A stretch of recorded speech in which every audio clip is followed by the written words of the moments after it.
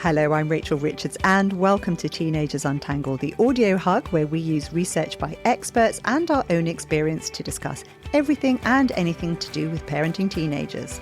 Hi there, I'm Susie Asley. I'm a mindfulness coach, mindful therapist and a musician and mother of 3 teenagers. 2 of them are twins.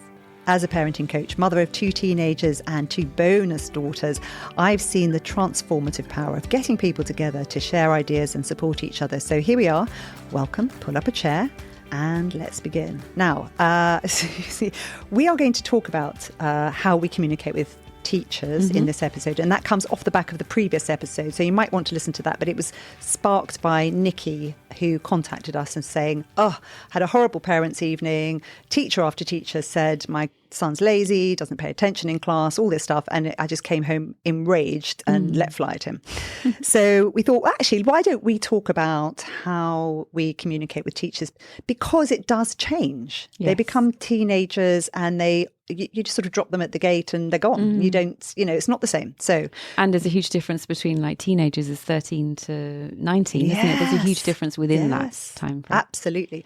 We're going to do that. But first of all, we've had some feedback. We keep asking for feedback. We asked for it. We got it. We love feedback. We love feedback. And this is from Albert Hall. I wonder whether Albert Hall has a parent who loves classical music, because we have a famous Albert Hall in the UK. Oh, I see. But he's American, so that may have nothing. Anyway, I love the name. I've played there. It's beautiful. I love the name. So you've played there. Yeah. See, Susie's a really good musician.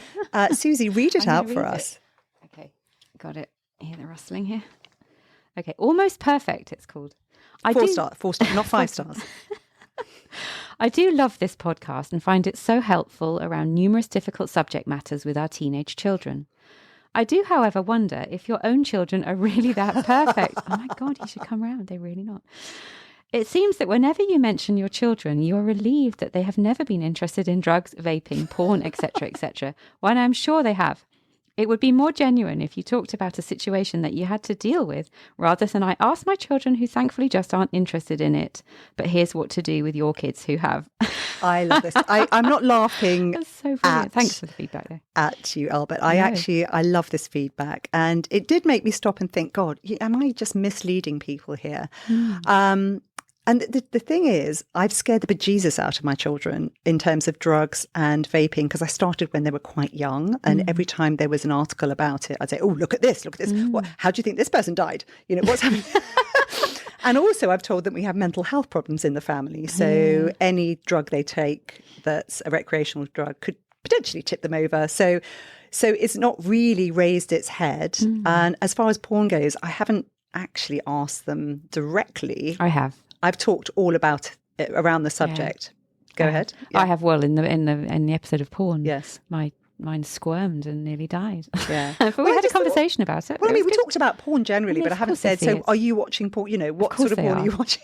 And I think the point we made in that episode as well was, you have to presume they are. Yes, exactly, because they will have come across it, and the question is, what sort of things are they being exposed to? How do they feel about it? And how do they unpack what's going on? With the whole work, once you put it into context, first of all, you're the cool parent who actually understands what they're being, what's being pushed at them, and how that's affecting their own environment. Yeah, but very valid points, and really, really interesting as well. And my kids are absolutely not perfect, and they've been. My eldest has definitely been drunk on many occasions. So there we go. But I think that one of the problems is that my kids' issues, I've got 2 bonus daughters, so they're grown up now, but, I've gone through things with them. But my 2 teenagers' issues really fall into 2 buckets. One of them's about friendships and one of them's about sort of academics. And for her, all the the lying and all those things happen quite early on. And that's partly why I do this podcast, because I learned so much from it. And actually, over the time, while we've built this incredible relationship, she's learned to really trust me. Yeah. And now we don't really tackle those problems in the same way, because they're not coming up, because she's comfortable in who she is. So it's more that, I think. Yeah, I mean, it's not that I haven't faced them. No, and it's the connection, and it's not to say that they won't come up in the future, but hopefully with an emphasis on connection, we can have those conversations. And when they get into trouble, which they will, we can deal with it But this one's for you. My daughter, my nugget this week is my daughter wanted to paint her bathroom. It's a very small one and it's a very small space. So she wanted to just make it more colourful because it was just white. It looked like a place in a mental health institution. So I bought the paint for her and I explained to her how you use masking tape and all the brush care, how to put cloths down to protect the area, everything. And said, shall I help you? No, Mummy, I'm fine. I'm doing it myself. And I thought, great. So I then, after she'd finished, I went and looked at it and it was a disaster zone. There were fingerprints everywhere. The rollers had been left on the floor. They hadn't been washed out. It was not good. Okay. and my daughter does Brilliant. have a short attention span and she finds being tidy and everything quite difficult. She's quite chaotic. I love her anyway, but this is her modus operandi. So what I did is I initially felt not enraged, but quite upset. And then I did the breathing technique and how am I going to respond? And instead of what my parents would have done, which is to pick up the phone and rage at me down the phone, I thought, oh, do I take away her phone? But then I realized that because of all the conversations we've had about phone management and screen time, she goes through some weekends where she doesn't use her phone at all. She sort of puts it away because it's a sanctuary for her. So that wasn't going to work. So the next really powerful thing I've got is her allowance, which I set up. I used episode 4 to discuss it, and it's been invaluable. So I removed her allowance for that week. It went into her account, came straight back out again. And she noticed it and sent me, you can send a reminder using Revolut. Oh, by the way, where's my money? Yeah. And I just ignored it. And we spoke on the phone, but she didn't ask me about it at all. She just we had a lovely conversation and that was it. And then when she did raise it, I had the photos. And I said, what would you do? And she said, oh, because we have had the conversation that I don't mind tidying up there. Like if you leave a mess, you're telling everybody in the house it's someone else's responsibility. Whose responsibility is it? And I have said to her, I will do this for you, but you pay me. And I will charge you extra if you don't tell me ahead of time as a penalty, because that's what the banks do, right? If you go overdrawn. So she lost her allowance that week. But you know what? Not a raised word. No. She looked at me and she said, okay. And she's learnt her lesson because she hates losing money. She likes her money and moved on. Yeah, amazing. That's brilliant. I think that's a fantastic thing. So she's not perfect. Oh, well, my nugget this week is very different. It is my eldest turned 18, which is nuts. I mean, that's just crazy. Very special. Yeah, really special. And it kind of took me a little bit by surprise as to how, I don't know, symbolic that is. And we always make a big fuss of birthdays anyway, because it's fun. But 18 is a big deal. And maybe also because I've been on my own with him since he was, I don't know, 4. It's kind of like, wow, we've done it. Yes. I mean, and he's a great kid. Yeah, he's a great kid. I mean, he really is a great kid. And I think it's different for boys and girls. I mean, he doesn't seem particularly adult-like. There are glints. There are little flashes where I go, you've got another 7 years to go, Susie. But I mean, he's great company and he's brilliant in so many ways. But the point of the nugget was, it was his birthday and it was the family relationship, the dynamic. So my kids haven't always got on brilliantly, particularly my daughter and him. They are very alike and they used to fight like cats and dogs when they were younger, like really. And it used to be one of those things where you think, oh, are they ever going to get on? And I always said to them, I think you're really alike. I think you will get on. And they'd go, no, we're not. We hate each other. And they suddenly, the last couple of years, they get older. But on his birthday, there was this really beautiful day of, in school and college, but in the morning and in the evening they had really put effort into what did he like, their present, got him really sweet presents that were really thoughtful. He got up early to have breakfast with us, which, if you know him, that's quite extraordinary. Just to enjoy being part of the family. And it was just really beautiful. And the relationship that they have with each other there's a lot of banter in our house. We muck about a lot. And it just made me feel very warm and fuzzy. It was lovely. Wonderful. And it gives us all hope. Yeah, because I really did wonder whether they Yes. would ever get on. And now I've had a glimpse that maybe as adults, they'll actually have a decent relationship with each other and have each other's backs.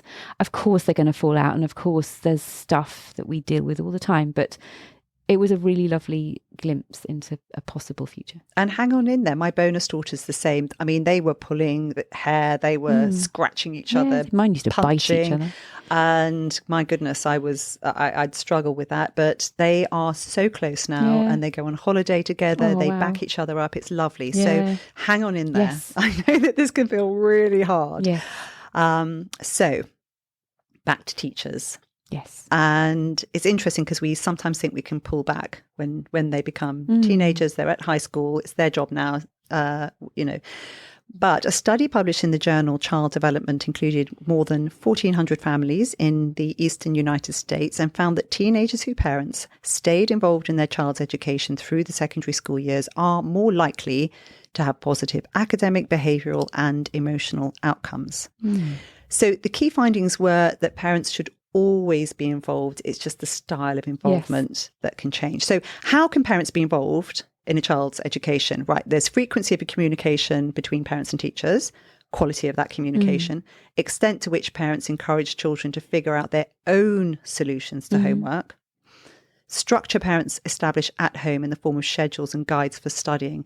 Now, this particular one they found had a really dramatic impact in households of African Americans and low-income households. It's really key, the structure, and the extent to which parents discuss with their children the importance of education and future success. It's linking it to their future. And I found that made a massive difference for my daughter, who was really off the rails when she first went to senior school. It was a big problem. And I started the mending by talking about her future. Yeah. Not telling her she had to do this. It's I think you did it in a really lovely way. Like, what do you want? Leaving it open, because it can quickly become a pressure then, can't it? If you do that in the wrong way, your future's going to be awful if you don't put some work in, kind of thing. And then that's a massive burden and a stress. But you didn't do it like that. No, I mean, you can listen to that one in, I think it's episode 5, where I just asked her, what do you want out of it? Where do you see yourself? How do you see yourself? What's your future? And let's talk about how we can work back from there to here. And I don't care if you go to university. I don't care about any of these things. I care about you having a life that you want. And that really took the pressure off. And then we could work from there. So in terms of the results of the study, the results were that in terms of academics, all of those types of parental involvement were associated with improvements in GPA, which is the grade point average that they use in America. Behavior, frequency of parent-teacher communication, all those things, the home structure, definitely they had fewer problem behaviors, and emotional outcomes, fewer depressive symptoms, once again, were linked to these relationships where you've got a real connection with the school. Because they're spending so much time at school. And all of it was linked to the level of parental warmth in the home. Yeah, of course.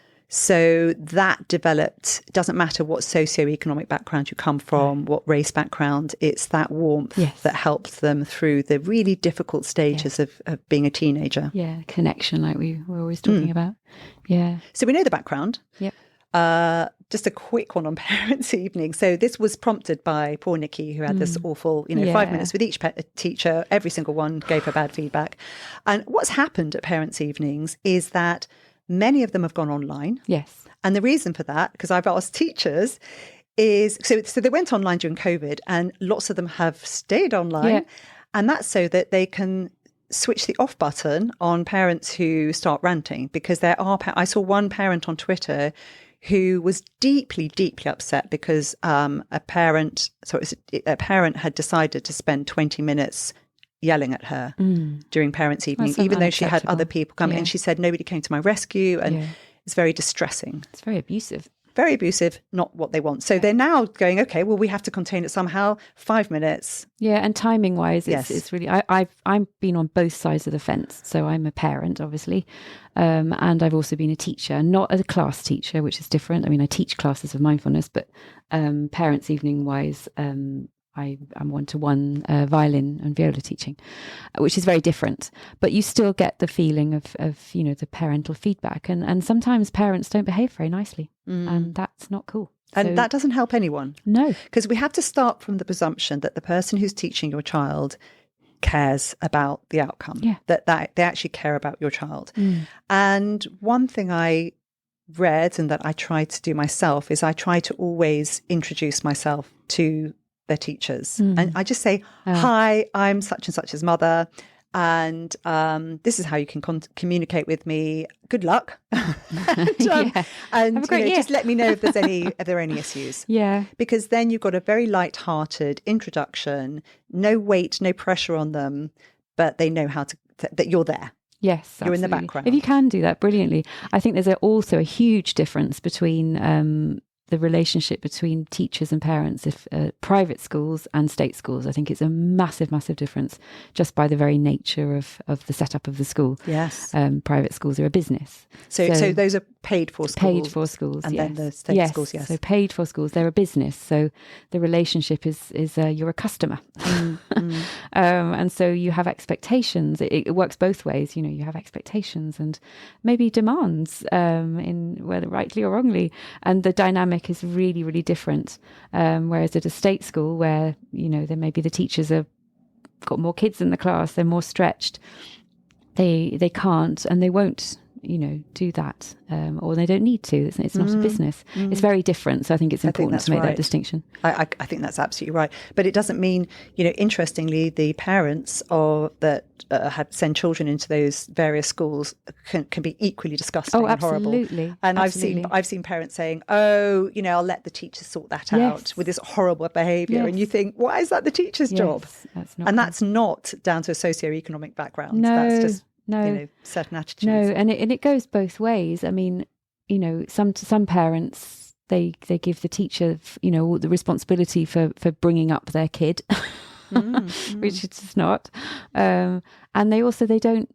As parents, we don't see our kids in school. No, very true. So if I've been teaching classes, some of the kids, maybe they're really annoying. Like, I know we shouldn't say that, but.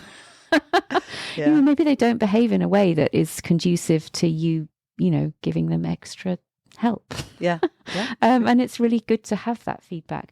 But maybe the teacher is not pulling their weight and maybe they're not doing, it goes both ways. Yes. So we need to work as a team with them, which means if you've seen an issue at all, say your little Johnny's coming home and saying, my teacher hates me, they're always disciplining me, we're not having a good time, I hate that class. The first thing to do is try and make an appointment. Again, I know it's not easy always, but it's worth trying to instigate an appointment, because apart from anything, you then end up with a paper trail saying, well, I've been trying to communicate with this teacher and they haven't been responding. And most teachers are amazing. They want to help. Of course. And don't expect an instant response, because their primary role is to teach pupils, not to talk to you. So give it time before you start complaining. Scheduling the appointment, organising your thoughts beforehand about what you're trying to achieve from that appointment. I mean, I was talking to my daughter about, she's having to make choices about what she studies next year. And she's been umming and ahhing. And we said, should we write an email to all these key people and ask them for their opinion? And I started writing the email, which was, here are the issues. And then I thought, well, what am I asking them? I need to ask them a question they can answer. Right? So before you go in there, what are you trying to achieve? Yeah, they're busy people. They're busy people. And when you are talking about things, the best thing to do is be very clear and specific. So, for example, your child isn't making friends at all. They're struggling with, and this may not be something you'll talk to the teacher about. Let's say it's that. Rather than saying, nobody's talking to my child, what are you going to do about it? You say, Brenna is saying that nobody seems to be connecting with her and that she's quite alone. What are you seeing? Yeah. So you're presuming that they're the experts and you're asking for their opinion. I think that's a really good way of doing most things in the world. Absolutely. Really, just hand it to them. It to them. Because, for example, my husband, when we're in a restaurant, if he gets wine and he thinks it's corked, rather than saying, hello, excuse me, can we have a different bottle of wine? He'll say, oh, could you smell and taste this wine? It doesn't seem quite right. I'm wondering if it's corked, because it's a much more gentle way. And every single time he's done that, they've gone, yeah, actually, that's not right. Yeah, it's brilliant. And then, no one's confronting anyone. No. And then, hoping that the parent is open-minded, because sometimes we're not. We're very unopen-minded about our own kids sometimes. We have presumptions. The teacher may genuinely be seeing something very different. Yes. Johnny's coming home and complaining about something or whatever the issue is, and actually in the classroom it looks very different to the teacher, and then it's a really, really useful information. Yes, and you have to decide ahead of time, am I going to have Johnny in this meeting with me, so that we can have, because the best position when they are in secondary school is to be their coach, not their protector or the front line. It's actually be by their side and say, okay, you're being told this, here's how we can deal with it. Yeah, I mean, and different schools and different colleges have very different approaches to this way. I have one child who's in a sixth form college, and they're really hands off in a way that I'm not sure I don't. It doesn't really work for my son. I'm sure it works for others, but it's not been enough for him. So my thoughts have always been, no news is good news from schools. That wasn't the case. Yes. But their approach is like, well, he's this age now, he should be, it's his responsibility, which I agree with to a certain extent, but it goes too far. So each school and each college has its own way of its own culture around how they deal with parents, and it's worth just sitting with that for a bit and checking that resonates with. But that's a fantastic point, because here we are. If you have a child who's going into school and you're hearing nothing, assuming that everything's good isn't necessarily the right decision. We need to be just checking in with them. How's the homework going? Checking in with the reports. Yeah. Making sure that actually what's coming back is there's enough information. Yeah. If you're not hearing anything, then maybe they're just not communicating properly with you, rather than, oh, everything's fine. Yeah. Because we're all like that. We're busy people. Yeah. You've got 3 kids. Yeah. You're just like, well, that's great. Great, he's doing fine. Yes, and he's nearly an adult. Of course, he says he's doing fine, so I believe him. Yes. Oh, he's not. Oops. So once you've got into this meeting and you've asked them how they see things, I always like to take notes as well. And it makes me sound like a secretary, but I do quite like to. And part of why I like to take notes is at the end of every parents' meeting I've had with my daughter, I've sent her a copy, so that, because they'll usually say, oh, she could be doing this better. And I say, well, so what? What can she be doing better? What would you suggest? And then I send it to her so that she's got backup. So, because this stuff just disappears otherwise. Absolutely. Identify what the concerns are together, and the ones you agree on, and then try to brainstorm possible solutions, and then decide to give something a go as a team. Yeah. So it's better if the teenager's there, particularly as they get older, because the problem is, if you're there on your own with the teacher, you then have to come home and report what the teacher said, and the teenager is taking no responsibility whatsoever in the process. Yeah, I think that's really good that the kids are there. I did have one, I remember, parents' evening where it was optional. And I have twins, so one of them came and one of them didn't. It was all online. And actually it was really useful at that point to be able to have a different kind of conversation with some of the teachers, where she was maybe struggling a bit. But I think once they get to a certain age, then it's good if they're there. Yeah. And so just unpicking some of the language the teachers might say. So, for example, if the teacher says your child is having trouble with their schoolwork, that could mean all sorts of things. It can be a symptom of all sorts of problems. So the right response might be, well, what do you mean by that? Is that all of his schoolwork? Is that just in this lesson? Is it that he's not getting it in on time? Is he not doing it? Yeah. Is it a really poor start? So unpick, what exactly do you mean by this? Yeah. Because if you don't know exactly what they mean, you can't really help. No. Again, misbehaving, your child is acting out in class.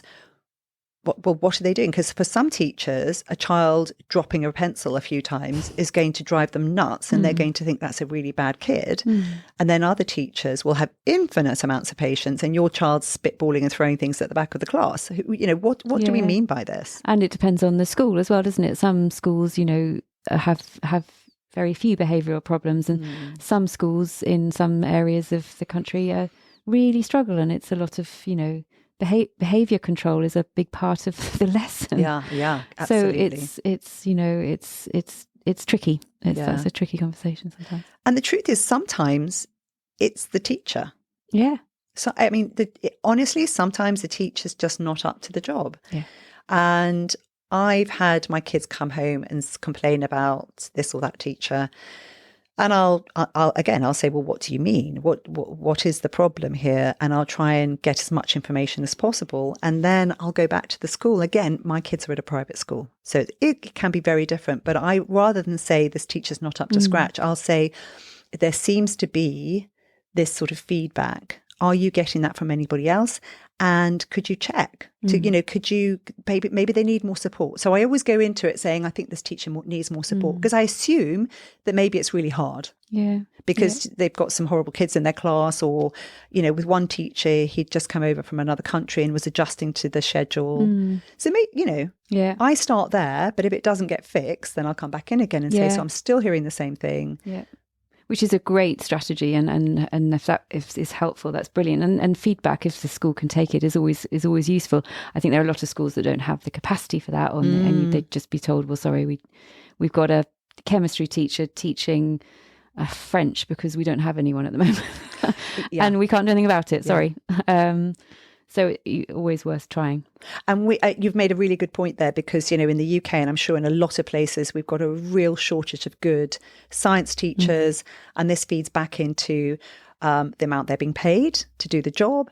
It feeds back, you know, compared to other jobs they could get. And it also feeds back into how do we treat teachers, because we need to show a bit of appreciation and respect. They're putting up with our kids. Yeah. I can't do that every day, day after day. So it's, you know, it's a big job. And parents can be tricky. And I think it also relates to, you know, the idea we're super individualistic in our culture. And so, and our lives can tend to, you know, revolve around our own particular children. I put my hand up for that completely. And a school is a community. Gosh, that's a good point. Yes. It's a community. Yes. And the teachers are seeing their classes as a community. And, you know, if every parent goes in, my little Freddie's not getting enough attention, then, well, that might be the case. But we're looking at the bigger picture and trying to get this out of the situation. And, you know, I think it's really helpful to try and step back from this. My child has to do the best they possibly can, because they're going to be a failure in life, and I need, you know, whatever your needs are. Just keep that on your shoulder as a little reminder. Yeah, absolutely. And so coming to this situation where I've had kids say, you know, I've tried, I can't move the teacher on. They've still got the same teacher. They're very jealous about somebody else in another class, because the other class, they say, oh, teacher's great. And you just feel so hard done by it, because you think, why? Why is my kid in this awful school or with this awful teacher? I've been to those schools. So I understand. What I didn't have, which you do have, is that everything is online now. Everything. So now when my kids come to me and say, it's not fair, I can't understand this, I pull out my computer. I don't know if you can get it in America or these other countries, but we have, for example, BBC Bite Size, which has videos that cover everything on the syllabus for the UK education plans. As you get higher, there's Khan Academy for mathematics. This has become a massive wave of online videos and explanations of how things work. So often they're things that I don't understand because of my poor. So I've got lots of gaps in my schooling. And if my kids ask me, and I go, I don't know, I will pull out my computer, type in whatever it is, and I'll watch a video with them. The bite-sized ones are brilliant. The bite-sized ones, they start, low, and then you can go from there. You say, okay, we learnt that. The Amoeba Sisters, that's a good level for the lower secondary school. I just think there are lots and lots and lots of things. So getting into groups with other parents, if your kids at a failing school or a school where they're not getting what they need, so that you can share resources, find out what other people are using. And I think the online community now is incredible. Yeah, it's such a gift. That part of it is brilliant. So you're not just stuck with whatever teacher your kid's been given. anymore. Mine have a real mixture of teachers. It's some of them are amazing, and some of them are temporary, some of them are filling in for other people, and they can look up online. They don't always do that. No, exactly. But it's kind of giving them a sense that the onus is on them as well. Yes. And the teacher's not up there just to fill the bucket. They're there to actually encourage you to learn. Yeah, my eldest came to me sort of at the beginning. He regrets doing physics A level. He's finding it really hard. He loved physics GCSE, but finds physics A level really hard. And came to me a few times going, yeah, physics is really, really hard. I'm really struggling with it. The end. And I'd be like, yeah. What I want to hear is physics is really, really hard. Yeah, I get that. That sounds awful, like poor you kind of thing. And this is what I'm doing about it. Yeah. Because, some of the things are really hard and we can't do. But like you say, there's so much available. What can we do about it? Yes. Where do we start with that? Yeah. And that means that even if you're coming from a background where you don't have the finances to get them the extra tutoring or whatever, encouraging that understanding that they can find stuff elsewhere is a really wonderful thing to impart to your kids. And most teachers, if they're not utterly swamped, but especially if you want to get to the final years, they're really invested in the kids. I mean, they all are, most of them. If your kids go to them and go, I'm really struggling, I don't get this topic, they'll go, oh, great. Yes. They love teaching. Yes. Come back at lunchtime. Not all of them. And I've been a teacher as well. So of course you have busy days where you can't. But, generally there are options. Yeah. And so start from the premise that they do care about your child, that they do want the best out of them, and that they are good at their job. Yes. And go from there. Yes. But don't stop talking to teachers just because your kids are in secondary school, because they still need it. Yeah. That communication could be vital. Yeah. So what do you think? Have you had issues with education? We have done several different episodes. One of them also was how to get your kids to keep going instead of giving up at the first hurdle. And that one I made in response to a teacher who'd asked for it, saying one of their biggest problems is that the kids try something and then they just give up because it was hard, because there's this talent myth. So we need to try and help our teachers by explaining to the kids at home that that just because things are hard to start with doesn't mean you can't do them. No, it's a team effort. It's a team effort. So if you've enjoyed this episode, then why not help other parents? Tell your friends, tell the school, subscribe to our podcast, and it would be a massive bonus if you left a review. You can contact Susie via her own website, which is www.mindful-life.co.uk. And you can also book, if you want to, I do like a free 20-minute chat if any of these issues are, you want to explore them further, or you want to try some mindfulness, then you can do that. I'll be calling tomorrow. You can also sign up to receive all the latest at our own website, which is www.teenagersuntangled.com. There are lots of reviews, links to every episode. We have a blog, or I have a blog. There are lots of easy ways to contact both of us. And please be kind to us in our report card. That's it for now. Goodbye. But honest. Be honest. Yes, honest is good. Honest is good. It's called a shit sandwich. Yes. Nice and then nasty. And he Albert Hall, he nailed it. He nailed it. He started out with the, love it. But anyway. And we talked a lot about it, so it's, it's resonated. Very good. Very good. Oh, bye-bye for now.